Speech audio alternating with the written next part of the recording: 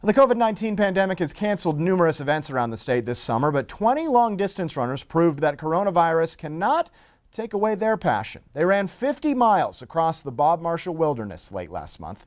One of our Q2 alumni, Frank Field, was part of that group and gives us an inside look.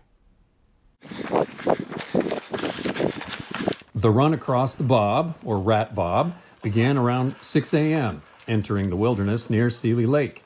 The path meandered about 50 miles, ending at Holland Lake to the north. This was the 8th RatBob, loosely organized by Missoula resident Steve Brown. It's just kind of a labor of love. I love being in the Bob. I love watching people's reaction when they see places. It's just fun for me to take different people back there and to see it and experience it and listen to them talk about it.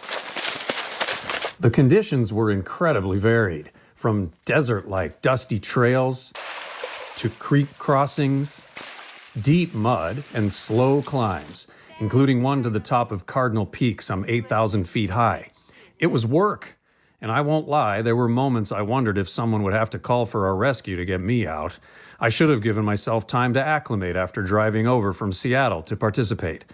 But every step provided an unparalleled opportunity. No towns, no vending machines, no power. You're out in the middle of nowhere and it's spectacular. And it's spaces that most people don't get to see. And I feel so fortunate that my body takes me there. In places, the vegetation was so thick you couldn't see the trail at all. We lost it several times. I was glad to be with experienced trail runners. I live in Seattle now, but I was born and raised in Montana and always wanted to see the Bob. Thanks to RatBob runners, I got to. When I told a lot of friends and family I was going to do this, the first question a lot of people had was, why? Which is understandable.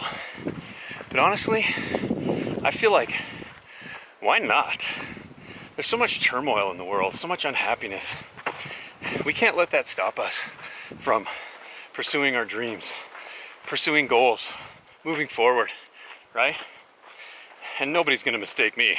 Nobody who knows me would mistake me for some positive thinker, right? But, you know, with a little bit of planning and a little bit of preparation, we can still do these things.